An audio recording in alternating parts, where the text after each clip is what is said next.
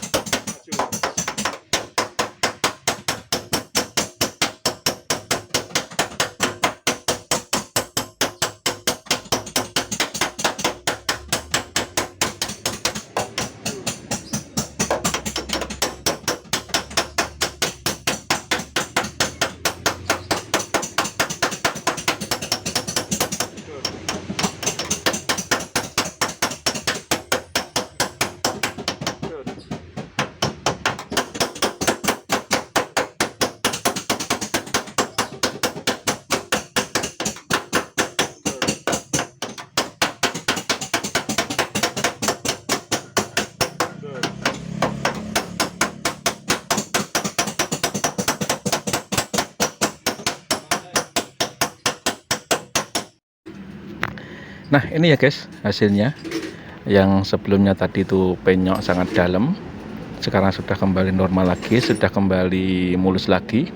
Dan catnya yang baret sedikit aku poles tuh sudah nggak begitu nampak, nggak begitu kelihatan ya. Hasilnya sudah kembali normal lagi, sudah kembali mulus lagi, seperti sedia kala gitu ya. Oke guys, terima kasih, mudah-mudahan video ini bermanfaat untuk Anda semuanya. Terima kasih yang sudah menonton dari video aku, dan bagi yang baru menemukan channel aku, jangan lupa like, comment, share, and subscribe di Rian channel ya, biar selalu mendapatkan video-video yang terbaru dari aku. Oke, terima kasih.